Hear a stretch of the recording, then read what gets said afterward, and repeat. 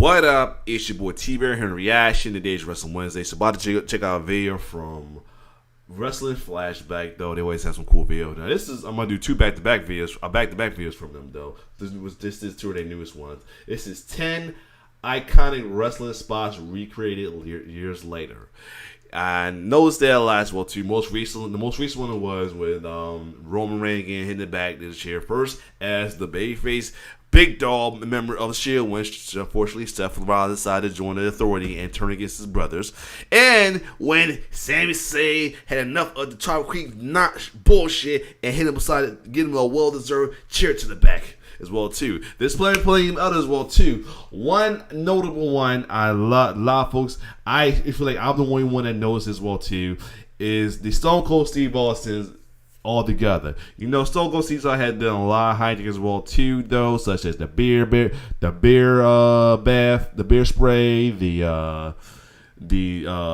what was it? The tossing folks off the bridge and all that as well too. So a lot of stuff got recreated as well too. The most notable one was the beer bath on Rock in the corporation, where Kurt Angle did it with the milk truck on the Steve Austin line as well too. And other ones include that may not know this as well too is, I found out later myself, that when Undertaker beat down Triple H and Stone Cold Steve Austin and the ambulance, you know, the "Hello boys," that one, it was kind of that was kind of low key a recreate of when Austin, after he had a street fight match with Bret Hart, and he injured him as well too. Bret Hart was about to get pulled off the ambulance, but Stone Cold's got in the back, pulled him out and beat his ass well too. Even like with Triple H assaulting the EMTs, the Owen was doing the same thing as well too. And I think one other ones with the Brock and the Stone Cold Bridge little storyline. That's with the Kurt Angle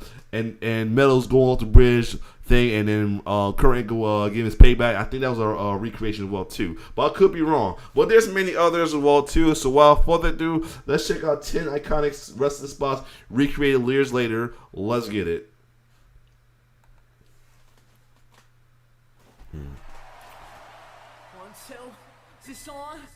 Callbacks to the past are something wrestlers often utilize. Yup. Such as by paying homage to those who came before them. See Darby digging his heels, nice arm drag. Or by recreating moments from famous matches. Oh yeah, of course, yup. We'll highlight examples of each today, as well as several other callbacks along the way, as we look at 10 iconic wrestling spots that were recreated. 1 year on from the Montreal Screwjob, the WWF had lost both men who were involved in the notorious Survivor Series 1997 main event. Bret Hart had gone to WCW while Shawn Michaels was forced to retire due to a back injury. This left the WWF needing another top star to join the already red hot Stone Cold Steve Austin. The Rock was set to be that guy, and his crowning moment was to come during the final of the 1998 Survivor Series, where the vacant WWF title was on the line. On the night, The Rock was up against Mankind in the main event. During the match, the Great One applied a sharpshooter, and just like in Montreal 1 year prior, Vince McMahon ordered for the bell to ring despite the wrestler who was locked in the sharpshooter never having submitted. There's a sharpshooter! Sharpshooter! Hey, Right. It was all a ruse as The Rock turned heel by joining forces with the McMahons to form the corporation, becoming the new WWF champion in the process. The company has since tried to reenact the Screwjob numerous times.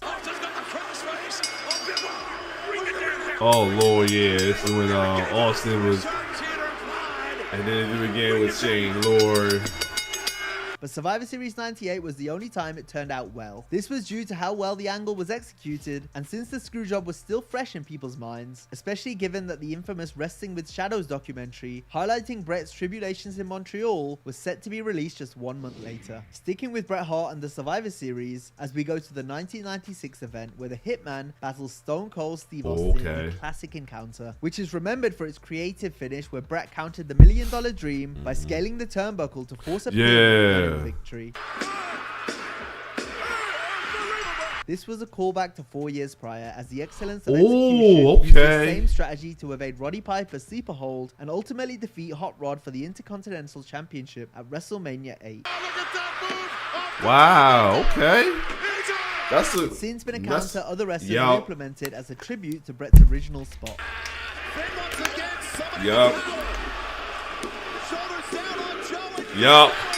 They had a good feud with NXT, fitting Samoa Joe. They had a good The feud. ring bell from Bret and Piper's match would later be recreated with a title belt during CM Punk's clash with Adam Page at AEW Double or Nothing 2022. One of the most memorable segments in Raw history. Yup. Kurt Angle sprayed the alliance with milk. I told you. Of 2001. Yup. I figured this would be one. This is the most noble one, noble recreate out of all the one between with Austin. It was a hilarious segment in which Angle parodied the time Stone Cold gave the corporation a beer bath. Yup. A spot that Austin also recreated years later. Santino. Austin was known for his legendary beer bashes, while Angle had his fair share Yeah, of the milk beer, bashes. he bashed the milk. Yup. Yup. Including on the December 9th SmackDown in 2022, where Kurt celebrated his birthday in his hometown of Pittsburgh. But when the Alpha Academy began eating Angle's birthday cake, Kurt brought in some dairy reinforcements with the return of the milk truck, driven by fellow Olympic gold medalist Gable. Yeah, the only time he did The two appear. Olympians doused the Alpha Academy in milk, making for an incredibly funny segment. This is utterly hilarious.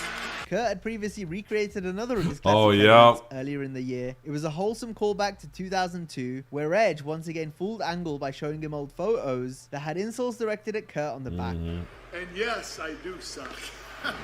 Our next entry also involves Edge, as Rey Mysterio's decision to team with the rated R Oh, superstar at Clash at the Castle yeah. 2022 instead of his son Dominic proved costly, as this was the final straw for Dom turning on his father. Dominic would give Edge a low blow before nearly taking Rey's head off with a clothesline. Their collective side. Oh my God. Little bastard.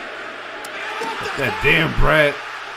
This spot solidified Dominic's heel turn against Rey, just as it had done for Eddie Yeah. Guerrero on SmackDown in May 2005. And of course, it brought the people saying that's Eddie's son. But I get tired of that damn nonsense, man. I get tired of that shit. That shit is so annoying. It's like the folks just do is to be assholes. You know, just because they love to be bad, love bad guys, love to cause trouble. That shit gets on my nerves. There's no doubt that Eddie Guerrero has Yep. nothing but disdain for Rey Mysterio. It was a fitting tribute, especially since Dom was already known for recreating some of Eddie's famous spots. Dominic began his heel run sporting a haircut similar to Guerrero's back when Eddie first turned heel in WCW during the late 90s. Being a heel allowed Eddie to find himself as a character, and the same can be said for Dominic, as his character work dramatically improved after joining the Judgment Day and beginning his feud with Rey. Yeah, he gets some No heat. son, a father who lays his hands on his own son. Mysterio Ooh. and Guerrero are known for their iconic match at Halloween Havoc 1997. They also previously fought each other at WrestleMania 21 in Los Angeles, California, much like Rey and Dominic ended up doing in 2023. Right. There we saw numerous references to Rey and Eddie's past, such as Dominic's Latino Heat and Halloween Havoc 97 inspired attire, while Rey entered via a lowrider with the famous Lie, Cheat and Steal theme playing in the background. Yup.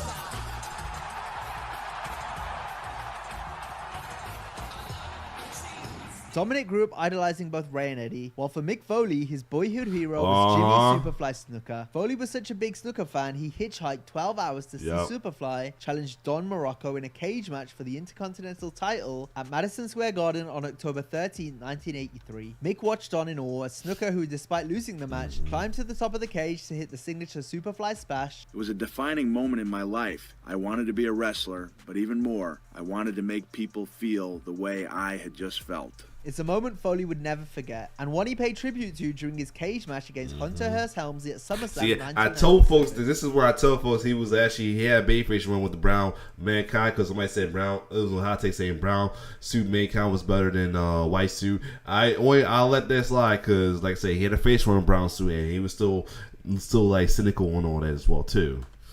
Which emanated from East Rutherford, New Jersey, around 8 miles away from MSG, where Mick watched Snooker in '83, Foley wrestling as Mankind scaled the cage as the fans chanted Superfly. The fans chanting, Superfly! Superfly! What's he doing? Foley called it the greatest moment of his career up until that point, so much so that he would actually do it again in a match against The Rock and Ken Shamrock. He thinks he's Jimmy Snuka! He gets it! But he missed this time. 3 years after Foley's tribute, Snooker's Superfly. Yeah, This Rikishi. That time was a by dope fellow move by Pacific Island Rikishi. wrestler Rikishi. Woo! Rikishi's cousin The Rock made his triumphant return to the ring at WrestleMania 28 versus John Cena in a match dubbed Once in a Lifetime. The finish came when Cena mocked The Rock by attempting the People's Elbow, only to eat a rock bottom, allowing the Great One to get the win. 1 year later, Rock and Cena squared off again at WrestleMania 29. We saw a callback to Cena's failed People's Elbow when The Rock attempted John's move, the 5 knuckles shuffle. This backfired when Cena countered with the attitude adjustment, creating a brilliant false finish. Then, just like at WrestleMania 28, Cena once again tried his luck with the People's Elbow. However, he wasn't going to make the same mistake twice, but Rock still had Cena scouted, scoring a rock bottom that gave us another epic near fall.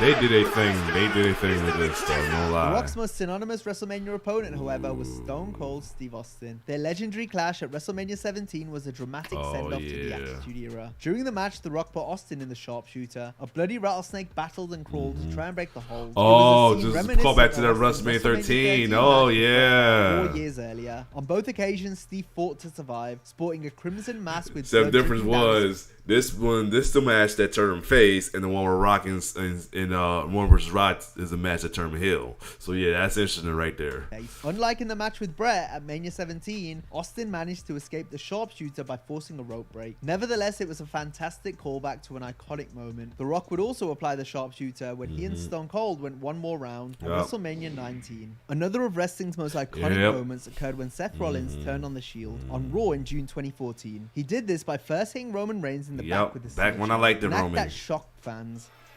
Yeah. I still remember that term today. I'm like, Seth what the continued fuck? assault, smacking Dean Ambrose and Reigns in the back with the chair multiple times. The two men paid homage to this moment in their match at the 2022 Royal Rumble, when Rollins dressed up in the Shield attire, entering through the crowd the same way the faction used to do, and with their old theme music playing him to the ring. Then after the match, Reigns attacked Seth with a chair. Chair to the spine.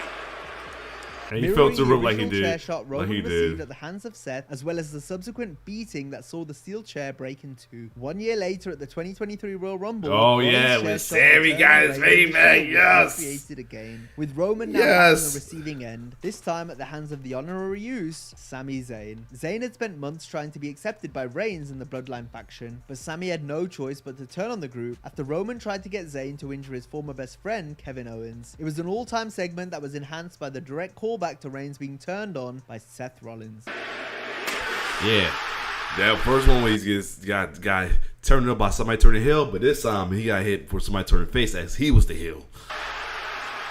First one was heartbreaking. Next, That we'll was look at a sad. spot that was also recreated Oh yeah. at a Royal Rumble event, taking place 19 years after the original moment. It happened when the Hurricane was the 23rd entrant in the 2021 Royal Rumble match. Hurricane looked to perform a double chokeslam on Bobby Lashley and Big E, but the two men didn't budge as they worked together to eliminate Hurricane from the match. Hurricane gonna.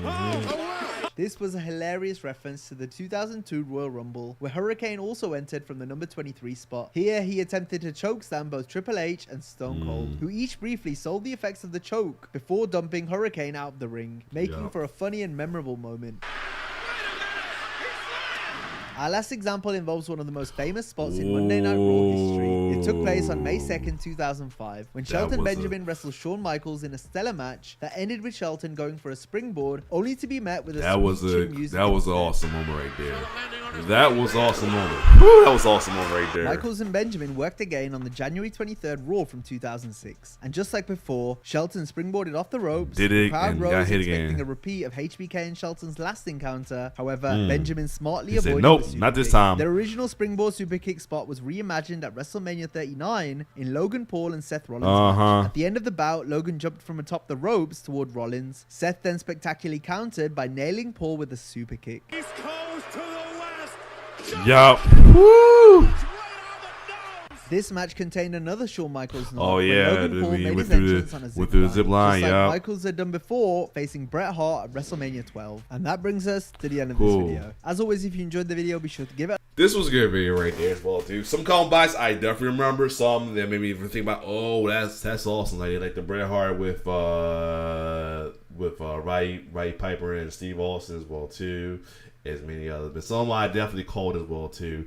A couple I called like that also. I figured they wouldn't put all the stuff in there, but if we do a 10 more, it'd be interesting. He does though the one I mentioned was as well too. Other than that, If you like my reaction, like, share, subscribe to my YouTube channel. It's your boy T-Bear signing off. One love.